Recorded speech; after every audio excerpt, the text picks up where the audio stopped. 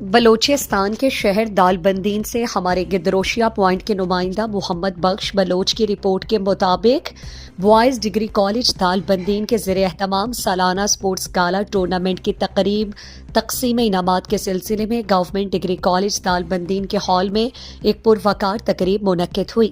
تقریب کی صدارت ڈگری کالج کے پرنسپل زبیر احمد مینگل نے کی۔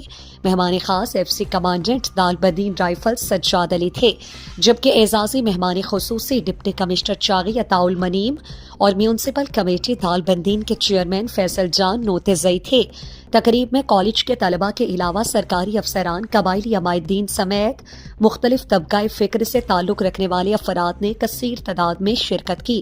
پروگرام کے آغاز سے قبل گزشتہ ہفتے کالج کے اسٹوڈنٹس نوجوان عبدالوہاب محمد حسنی کی ناگہانی وفات پر خصوصی دعا کی گئی۔ پروگرام کا آغاز باقاعدہ تلاوت کلام پاک سے ہوا۔ تقریب کے مہمان خاص commandant F C brigadier Sajjad Ali, deputy commissioner Chagai Atta Almunim, municipal committee کے chairman Mir Faisal Jan Notezai, degree college کے پرنسپل زبیر احمد مینگل اور دیگر نے خطاب کرتے ہوئے کہا کہ تعلیم کے ساتھ ساتھ اسپورٹس کی سرگرمیاں بھی اہم ہیں۔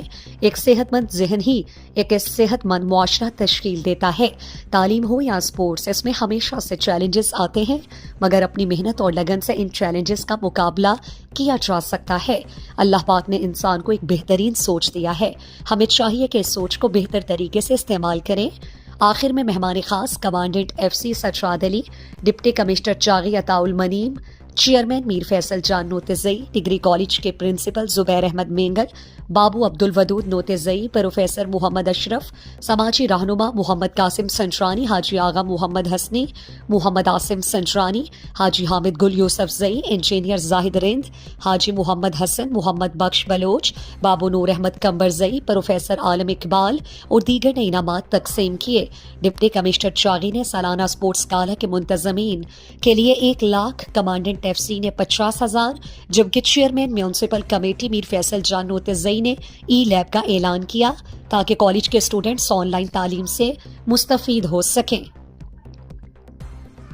The efforts of the principal of the government boys degree college Dalbandeen for organizing this sports event festival, and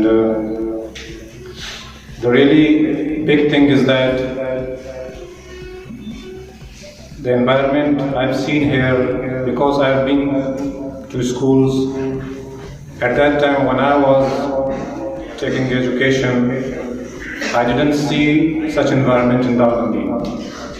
I personally spent 11 years in KPK, Khyber Pakhtunkhwa. I was studying in a boarding school. تو اس time ایسا ماحول نہیں تھا۔ آپ خوش قسمت ہیں کہ دالبندین کے اندر ایسے ماحول میں آپ پڑھ رہے ہیں، لکھ رہے ہیں اور ایجوکیشن حاصل کر رہے ہیں۔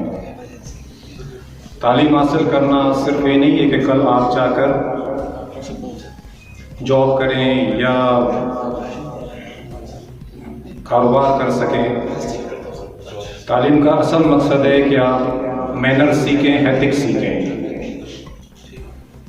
تو میری تمام اسٹوڈنٹس سے یہی گزارش ہے کہ دل لگا کے پڑھیں، محنت کریں، کیونکہ فیوچر تعلیم سے ہی وابستہ ہے۔